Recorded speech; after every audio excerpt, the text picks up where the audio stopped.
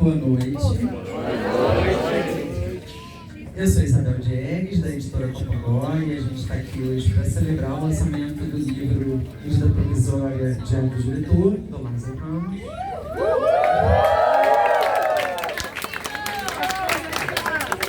Onde ele fala da sua experiência de ter dirigido a medida provisória, que eu imagino que uma parte de vocês viu ou está prestes a ver. E aí a gente trouxe o próprio Lázaro, que não precisa de apresentações, sabemos. E a Indira Nascimento, que é atriz do filme, é atriz de teatro, de televisão, de cinema.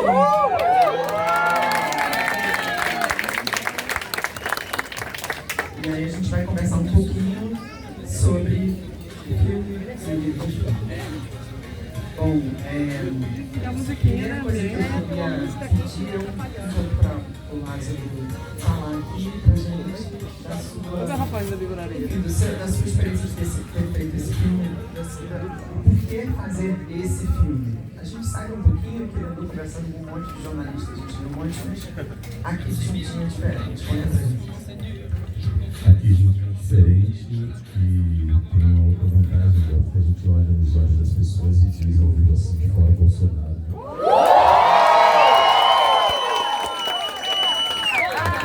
É importante a gente dizer cada vez que a gente se encontrar. Espero que esse ano seja um ano especial, porque vai ser o ano de tirar alguém que teve na cadeira num lugar tão honrado que não merecia estar lá. Esse filme foi feito para isso, para mobilizar emoções.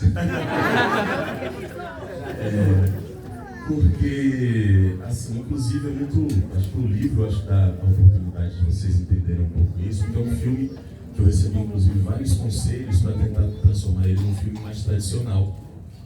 Assim, num filme que obedecesse às regras dos grandes filmes de sucesso, que tivesse somente um gênero, que não trouxesse tantos assuntos num só filme. E eu tinha a sensação de que não dá para você fazer um filme sobre violência urbana, sobre a luta antirracista e fazer somente entretenimento. Eu queria tentar provocar ações positivas de transformação, que as pessoas se emocionassem e a partir daí se ativassem para pensar nas suas atitudes, para pensar na sua contribuição nessa luta, que é uma luta justa e necessária.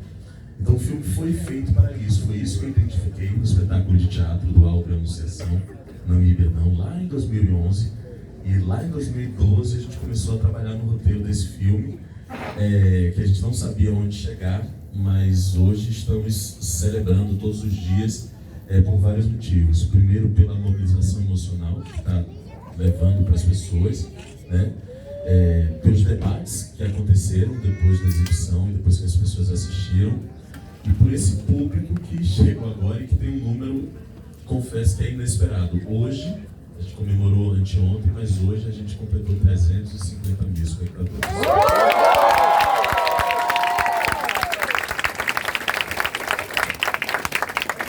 Que honra fazer parte desse número, dessa estatística. Pergunta, é 2 vezes.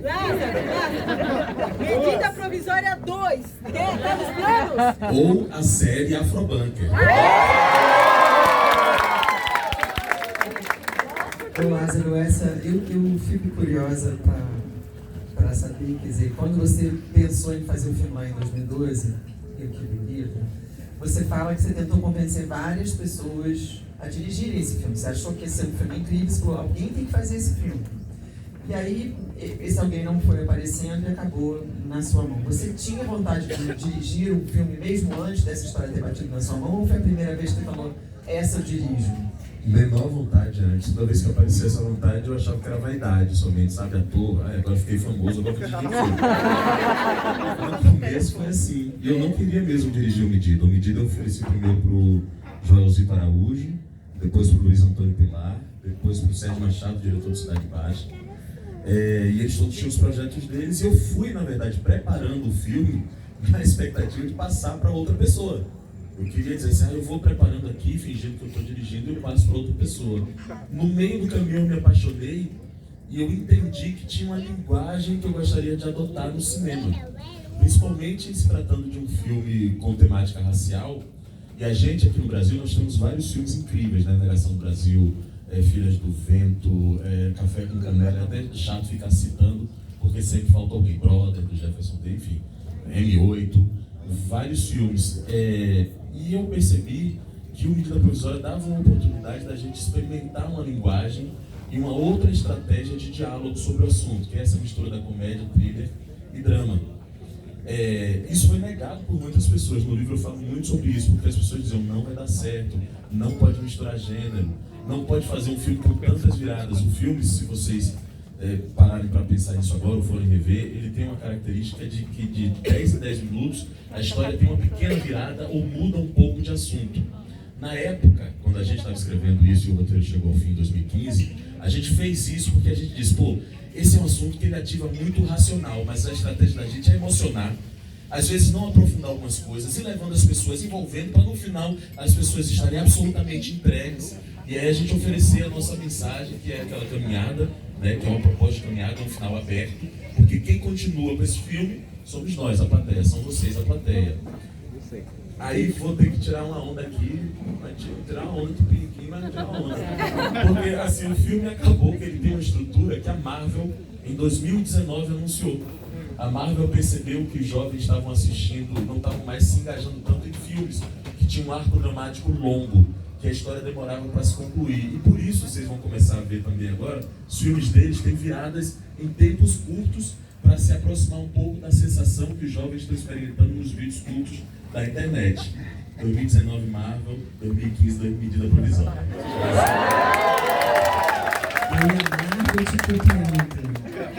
A Marvel me copiou. Quem comenta isso? Deixa eu passar aqui para a Indira. A Indira, enfim, fez muitos filmes e séries e outros projetos audiovisuais dos mais variados. Como foi fazer o Medida Provisória? Você está ali num núcleo importante do filme, que dá, vamos dizer assim, dá muito da cara do filme, essa estrutura quando você chega ali na parte do núcleo que você faz parte. Eu queria saber como é que foi fazer esse filme. Você que já tinha feito uma série de coisas e mesmo fez depois, antes de estrear esse, né? Boa noite, gente. Eu estou muito feliz de estar aqui, estou emocionada, eu sempre fico assim. Para mim é uma honra, de verdade, uma honra muito grande poder conversar. Eu acho que isso é muito fundamental para a gente estava sentindo falta de poder conversar, né, se olhar, e essa troca é fundamental para mim. E também estou muito feliz pela confiança que Lázaro me dá, sempre. Me chamando desde sempre, assim. A gente fez junto uma peça chamada O Jornal The Rolling Stones, e eu me lembro exatamente, depois de uma bateria de testes, com muita gente incrível, assim, eu tava já com o coração na mão, rezando para tudo que é santo para me ajudar, para eu pegar esse trabalho. E aí um dia a gente apresentou isso na Globo e ele veio assim na minha direção e falou: vamos contar essa história? Vamos fazer isso junto? E até hoje, assim, isso é uma das coisas mais emocionantes, mais incríveis que me aconteceram, porque foi um divisor de águas para mim essa peça. Eu sou uma jovem atriz que tenho tido boas oportunidades. Acho que isso se deve a muitas coisas. Uma delas, sim, é o meu esforço de poder sempre apresentar um trabalho que seja de excelência. A minha paixão, e eu acho que isso é uma das coisas que conectam a gente, a paixão mesmo pelo ofício. Eu comecei a ler o livro e grifei essa parte que você disse que deseja ser um diretor sempre apaixonado, assim. Eu acho que esse é o meu desejo também, de ser uma atriz que nunca perde a paixão, sabe? O brilho no olhar, porque é sobre isso, é sobre contar histórias e atravessar as pessoas. Então, poder, pela segunda vez, trabalhar com um cara que eu admiro tanto, que é um exemplo para mim de profissional, assim, quando eu penso no tipo de artista que eu desejo ser, sem dúvidas, Lázaro é minha referência. Fazer esse trabalho, um filme como esse, é uma oportunidade de ouro, assim, foi muito rico, de verdade. Tá lá, participar do Afrobunker, que é pensando em cinema, um cinema afrofuturista, mas também pensando que aquilo nada mais é do que os quilombos, né, onde os nossos ancestrais se reuniam para trocar estratégia. Pô, poder fazer parte disso é muito, muito incrível. Lá tinham muitos artistas jovens, que são meus contemporâneos, que eu admiro demais. Então eu estava vivendo um sonho.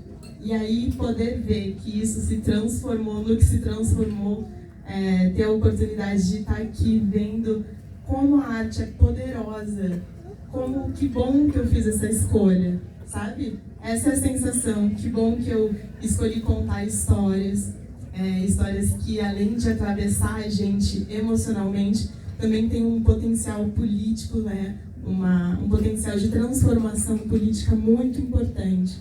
Então, eu não sei o que eu posso dizer, além de que eu estou profundamente honrada de fazer parte disso. Eu acho que esse trabalho é o tipo de trabalho que, se depois que acontece, sabe?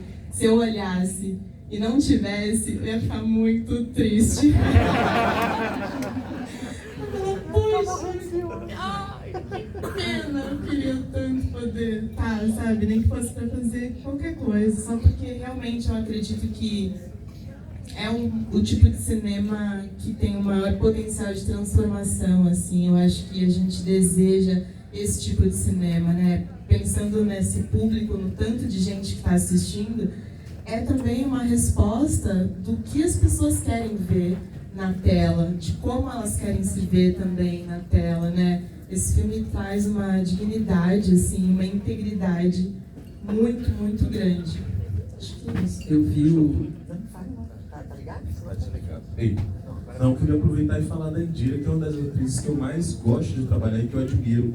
A Indira tem um poder, assim, falando como diretor e como espectador, de me hipnotizar. Eu fico, quando ela fazia o Rolling Stone, o jornal, toda vez que eu ia assistir o espetáculo, ela começava a falar, e as palavras na boca da Indira têm poder. Eu fico muito impressionado com o tipo de atriz que você é. Eu estou falando um pouco sobre isso porque tem uma parte do filme que foi cortada, que a Indira fazia, e vou confidenciar para vocês aqui. Não sei se vocês já assistiram o filme, mas vocês lembram do poema do Seu Jorge, quando ele fala tomando banho? Aquele poema era dividido com a Indira e com o WJ. Eles três falavam. Enquanto estava acontecendo tudo no Afrobank, no mesmo momento, a Indira estava falando. Quando eu montei, eu tive que tirar, porque... eu tive que tirar, infelizmente, porque essa hipnose aconteceu, que é da atriz, e acabou tirando um pouco o foco do que a história precisava. Mas eu queria fazer uma homenagem a você aqui, agradecendo por você ter falado tão bem aquele poema. Isso é uma coisa rara. Você tem que tirar uma cena do filme por excesso de qualidade. Foi exatamente isso. Recita o poema agora, pô. Ai, tô até com revolta. Alô? Eu vou falar um pouquinho. Eu vi o filme 2 vezes, uma delas no Festival do Rio, ano passado, em outubro, eu acho que final de outubro, né, que o festival aconteceu, e depois, quando estreou no Rio, nos cinemas, eu fui novamente num cinema de rua, enfim, com meu filho ver o filme. Numa situação de festival, você tem uma mobilização grande de amigos, de pessoal do próprio cinema, de outros atores, pessoas que de alguma maneira estão envolvidas com o processo, ou porque fazem parte daquele filme, ou por fazerem parte do seu universo profissional de trabalho e tal. E foi emocionante, as pessoas aplaudiam, em cena aberta, etc. Quando eu fui ver de novo no cinema, num domingo, às 7 horas da noite, naquela sessão normal de cinema, aconteceu tudo de novo. E eu fiquei muito impressionada, porque a sensação que eu tenho é que toda vez que a gente para falar desse filme, para estar próximo da ideia desse filme, seja no cinema assistindo, seja nesses debates que a gente fez em torno do livro, a sensação que eu tenho é que ele gera umas faíscas nas pessoas. As pessoas ficam iluminadas por ele, ficam excitadas por ele, tem uma possibilidade que ele gera nas pessoas de transformação, de afeto e tudo isso é muito... O Lázaro é tudo isso, né? Enfim, quem conhece ele um pouquinho... quem conhece ele um pouquinho mesmo assim reconhece isso imediatamente, não só nos personagens que ele faz, os personagens são personagens, ele pode fazer um vilão incrível também. Mas, então, eu acho muito emocionante assim, o que o filme mobiliza, o que o Lázaro mobiliza, mas o que o filme mobiliza com tudo isso. E aí, uma das coisas que eu já li, mas sempre fico voltando a esse lugar, eu tinha vontade que você me contasse de novo, dissesse aqui pra gente, a importância de montar essa equipe, para além do elenco, já que é um filme antirracista, sobre essas questões, sobre o Brasil, etc. Então teria, vamos dizer assim, naturalmente, uma quantidade grande de atores negros para montar esse cenário. Qual é a importância de você ter montado a sua estrutura, a sua equipe, o seu universo com profissionais negros para fazer esse filme? Você estava perguntando isso, Bel, e eu tive uma sensação aqui, assim, que eu não falei, dei muita entrevista, mas não falei isso ainda. Vocês sabem que, para mim, o Medida Provisória é um filme óbvio. Para mim é um filme que ele tem uma obviedade grande. Eu acho que todas essas reações se devem ao fato de que no nosso país o racismo é tão burro que ele joga fora potências. Essa história está aí no dia a dia. Aquelas falas estão aí no nosso dia a dia. Aquelas sensações estão na nossa vivência. Só que não reconheceram a potência dessa história e colocaram isso na tela. Então, para mim, assim, daqui a alguns anos, eu acho que quando eu assistir esse filme, eu vou dizer assim, gente, mas por que demorou tanto tempo para fazer isso? Né? Isso é uma coisa que a gente deve pensar também. Como a gente joga fora potências por causa do racismo. Falo sempre isso. Racismo no Brasil é tão cruel que a gente até hoje não contou a história de Elza Soares no cinema. Que história melhor do que essa pode haver? Né? Se trata um pouco disso também. Então, falando sobre isso, é meio óbvio para mim. Depois de um tempo eu percebi que o que era óbvio para mim não estava óbvio para as pessoas, e por isso que eu vim para trás das câmeras. E para mim também o óbvio é fundamental de ser dito. Exatamente. E assim, para mim já era óbvio que você tinha que fazer uma equipe como essa, né? Óbvio, exato, óbvio para quem? Assim, para mim era óbvio que esse filme tinha que ter muito preto atrás e à frente das câmeras. Porque a gente tem um monte de talento no Brasil, capacitado para contar essa história. Atores, atrizes, técnicos. E que aí falo esse dado de novo, mas não celebrando. Eu lamento, na verdade, esse ser o primeiro filme brasileiro com a maior quantidade de negros atrás e à frente das câmeras. Isso não é para comemorar. Isso tinha que ser rotina. Isso tinha que ser constante. E espero que, inclusive, o Medida Provisória seja o primeiro de vários. Porque o filme, pela força do coletivo, comprovou que tem qualidades, tem criatividade e que tem mercado. 350 mil espectadores no ano de crise financeira, pós-pandemia, que as pessoas ainda estão com medo de sair de casa e de irem para o cinema, enfrentando Dumbledore, o Corpo Espírito Santo, semana que vem Doutor Estranho, tá chegando. É uma loucura o que aconteceu, assim. E vou dizer, na Bahia, Dumbledore perdeu. Na Bahia, como se Dumbledore 40 pessoas, então pessoas 161. Temos que fazer mais, pelo amor de Deus. Medida, como era para você que já filmou em tantas estruturas? Eu imagino que de todos os projetos que você fez, você deve ter feito equipe pequena, equipe muito grande, equipes simpáticas, equipes mais duronas, enfim, todo tipo de coisa, né? Claro, o cinema tem, e a televisão, enfim, né? O audiovisual tem muitas variações. Como era para você, como atriz, olhar, né? Você está ali, porque quando você está numa filmagem é aquela situação clássica. Você tem uma bagunça, uma zona em torno, e está lá a Indira fazendo uma cara de que não tem ninguém em volta, né? Está tudo ali concentrado no que ela está fazendo, da câmera para ela. Como é que era você olhar e você ser vestida, você ser maquiada, você ser fotografada, você ser microfonada e ter ali profissionais negros à sua volta? Isso teve um efeito sobre a sua interpretação? Você acha que isso fez diferença para você? Acho que sim. Acho que isso fez toda a diferença, porque é um conjunto de coisas, como você falou. Às vezes a gente está no set e o ator, vou ter que dizer, não sei se tem muita gente que quer ator ou que quer ser ator, mas muitas vezes o ator é muito negligenciado, assim. Então a equipe de câmera tem todo o tempo para ajustar as coisas, depois a maquiagem ajusta, depois a direção de arte ajusta, e quando tá tudo pronto, aí entra o ator e às vezes eles falam, pô, a gente tem que acabar agora, a gente tem 2 takes para fazer, vamos lá, não sei o que, você fala, não é?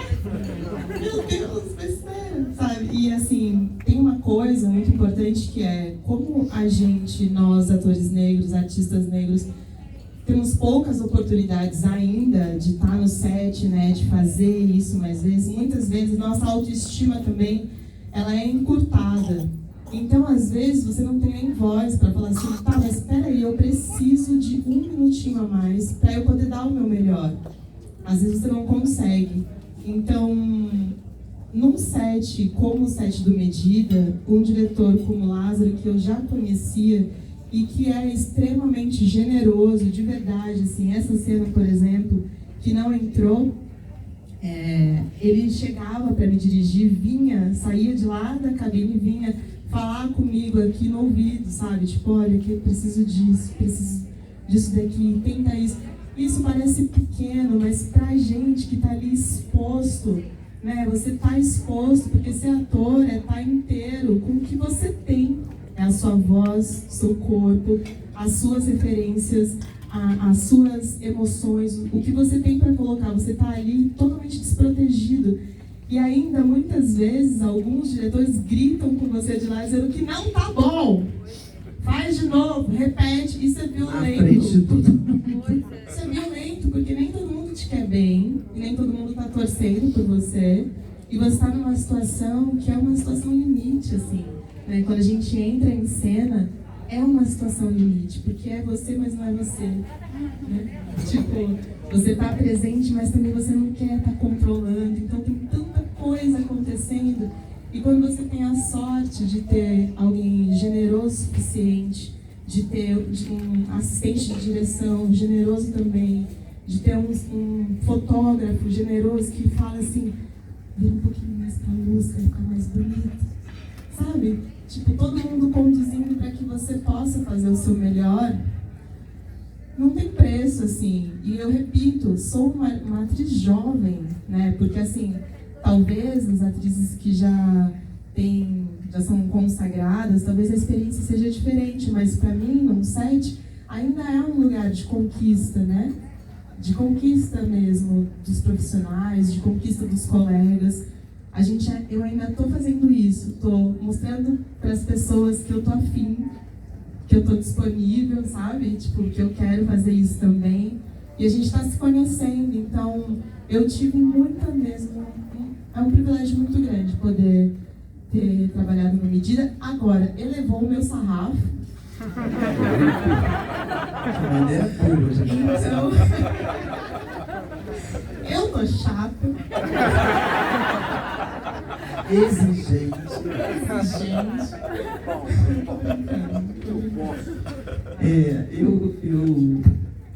Vocês estavam falando aqui e eu me lembrei de uma coisa. Bom, eu queria fazer uma observação terrível, na verdade. Você falou que no Brasil a gente negligencia os talentos e eu acho que, infelizmente, a gente ainda vai além disso. Às vezes a gente não só negligencia enquanto sociedade, como a gente obscurece o talento. A gente tira as pessoas da frente para que elas não cresçam. É pior ainda, né? Então, enfim, só posso pensar no fora Bolsonaro e todos os bolsonaristas. Hoje ontem, não sei, postou uma coisa nas suas redes que eu achei a maior graça, que era uma promoção de quem ganhasse ia ganhar uma camiseta ou algumas camisetas com a frase que mais gosta do filme. E eu falei, tem tanta coisa e tal, não vou postar, também não era o caso, eu só achei muito legal. E aí aqui, enquanto eu ouço vocês, eu fiquei pensando numa frase que queria que você talvez falasse um pouco sobre ela, que é uma frase do Seu Jorge, do personagem do Seu Jorge, que ele fala, na hora que eles estão naquele momento ali de entrevistas sobre ir ou não para a África, ele fala, eu quero ir, mas eu quero ir, quero voltar e quero fazer isso na hora que eu tiver vontade. Eu queria que você falasse sobre isso pra gente, porque isso chama liberdade e autonomia, né? Pois é, exatamente. Vou ganhar a camiseta. Você sabe que essa frase não tem. Tem jura, frase. E pior ainda, só fizeram 100 camisetas. É um horror. Eu contei 187 comentários quando eu vi. Vou ter que dar as minhas para as pessoas, com o cheirinho. Botar bastante perfume, fazer mais. Pois é, o filme está repleto dessas frases, né? Algumas foram feitas de maneira consciente, porque a gente pegou vários temas, assim, medida para os estudiosos, inclusive das questões raciais.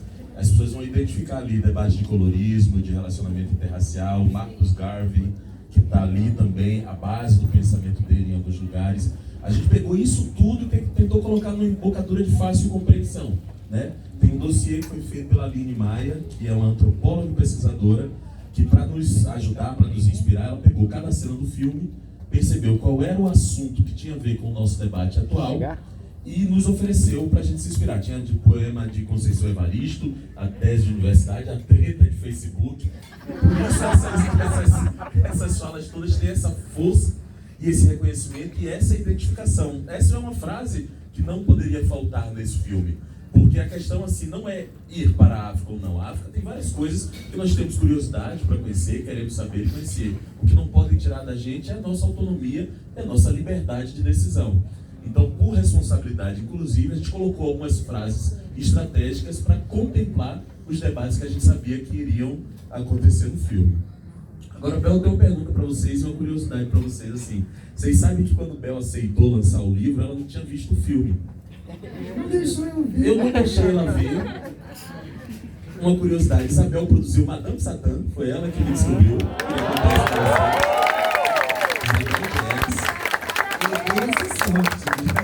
Maravilhosa, parabéns, parabéns, parabéns. Mas eu procurei ela, eu falei, Abel, eu escrevi um diário aí, queria que você lançasse. Ela pediu o filme, eu não dava crítica lá de fora. Porque eu não sabia que ia ser o filme, porque eu queria muito lançar. Por que é que você aceitou lançar esse livro sem ter visto o filme? Bom, são várias coisas. Eu posso dizer, assim, bom, a primeira coisa que eu acho a premissa do filme fenomenal.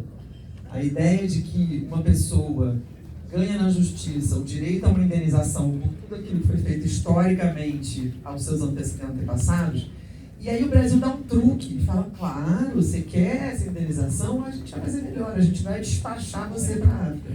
Eu acho essa premissa tão absurdamente, surrealmente realista que eu não resisto a ela. Então essa é a primeira coisa. Segunda coisa que qualquer coisa que você me ligasse e dissesse, vamos fazer, eu fiz, eu ia dizer, sim, vamos. Como não, entendeu? Claro que eu ia fazer. E tem uma coisa engraçada que eu trabalhei, estava até falando aqui para a Indira quando a gente chegou. Eu trabalhei em cinema há muitos anos, e o último filme que eu fiz, uma longa-metragem, depois eu fiz 2 curtas, mas o último longa-metragem que eu fiz foi o Madame Satã. Naquele momento, para mim era assim, era tão incrível, era tão maravilhoso, eu tinha feito talvez o filme mais incrível para a minha experiência, que combinasse a minha experiência com a qualidade do filme, com a intensidade que o filme atravessou a minha vida e tudo mais, que nada que eu fizesse depois, eu acreditava que ia chegar ali perto daquilo. Também eu tinha acabado de ter um filho, eu falei, quero ficar com meu filho, se eu fizer cinema, nunca mais eu tenho vida. Não sei como qualquer pessoa que faz cinema tem vida. Quem gosta de cinema sabe, não tem vida, não tem família, não tem nada disso. Estimular os alunos de cinema. Aí, esse meu filho que fez eu parar de fazer cinema, hoje estuda cinema. Uma desgraça. Eu saí ali. Mas enfim, então, a premissa eu acho incrível. Qualquer coisa que você me sugerisse fazer, eu imediatamente seduzida pela ideia de fazer um projeto seu. E quando eu li o seu livro, né, o Na Minha Pele, eu fiquei tão fascinada com a generosidade com que você compartilhava aquilo que você aprendeu e aquilo que você não sabe. Aquilo que você tinha como experiência, e você diz, e é maravilhoso uma figura como você que está onde você está, que conquistou o que você conquistou, em todos os sentidos, você é profissionalmente incrível, prêmios, personagens fenomenais, você nem estava ainda como showrunner da Amazon, que é um lugar incrível, porque você vai trazer uma galera junto, né? Você vai, botar para dentro tudo aquilo que a sua percepção, que é aguda, tem de gente de talento e tudo mais. Mas, e a sua família incrível, assim, todas essas coisas que são, né, se você não falasse nada, as pessoas dizem assim, nossa, Lázaro é super bem sucedido, incrível, a vida dele é maravilha. Não, você vai lá, você abre o jogo, você ri de si mesmo, tem uma capacidade de rir dos tropeços e de reinventar, e um despudor de correr o risco. Cara, esse cara podia estar tranquilo na casa dele, beleza, com as meninas, com as crianças, com a Thaís, fazendo lá a novela dele. Não, o cara quer correr o risco de fazer um longa-metragem. O cara ficou 10 anos para fazer esse filme. Todos os diretores, sejam eles quem forem, ficam 10 anos para fazer um filme. É assim mesmo. Mas ele não precisava. Ele fez porque tem vontade de inventar, de fazer coisas novas e tal, e de interferir no processo da cultura brasileira, de interferir na construção cultural e social brasileira. Então isso é irresistível. Quando eu li na minha velha, eu falei, meu Deus, que livro é esse? Era muito legal. E aí na hora que você fala pra mim, quero dividir a experiência que eu tive com esse filme, eu falei, cara, as pessoas precisam, porque é difícil para ele, é difícil para todo mundo, aí para algumas coisas é mais fácil, ele consegue umas coisas porque já está onde ele está, mas ao mesmo tempo também a cobrança em cima é muito maior, então tudo isso era muito sedutor. O risco que você se propõe a correr na vida é muito sedutor, e eu acho que é muito generoso você dividir isso com quem quer que seja, então quem era irresistível.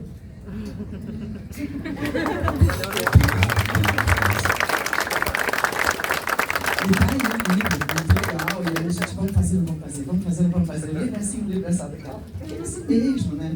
A Cobogó tem uma coisa que é 90% dos livros que a gente faz são projetos originais, o que significa que a gente compra pouquíssimos direitos de livros estrangeiros prontos e publica. Então, basicamente, 90% dos livros que a gente faz, a gente recebe um texto, ou a gente encomenda um texto, ou a gente desenvolve um texto, ou vários textos, com imagem ou sem imagem, e torna aquilo um livro. Não é um livro que veio em francês, em italiano, em inglês, e aí a gente contrata um tradutor e até trabalha o livro. A gente inventa junto com o autor o livro que o autor quer fazer. Não é o livro da Cobogó, é o livro do autor ou do artista, claro. Então isso é um pouco da natureza também da Cobogó, se meter nesse tipo de confusão. A outra coisa que é engraçada, que aí é o seguinte, a gente tem uma coleção de dramaturgia, de livros de teatro. Eu fiquei 15 anos fazendo cinema, tem pouquíssimos livros de cinema, né? Tipo, Santos Casa não faz milagre, obviamente. Eu tenho um livro sobre os 5 vezes Favela, que é um diário dos 5 diretores, que é um livro que eu adoro. A gente tem um ou outro livro, assim, uns 3 ou 4 no máximo. Agora a gente lançou ao mesmo tempo, no mesmo período, o seu livro e o Eu Que Tanto Amava o Cinema, Eu Que Tanto Amava o Cinema, que é sobre a história dos meninos que criaram o Estação Botafogo. Então são em 2022 tem 2 livros de cinema. Mas na minha coleção Dramaturgia, que não tem nada a ver com o Diário do Diretor, porque são os textos das peças que a gente publica, muitas vezes eu não vi a peça porque a peça não estreou. Então eu publico o livro de uma peça, eu discuto com o autor da peça, às vezes com os atores e com o diretor, sobre o que publicar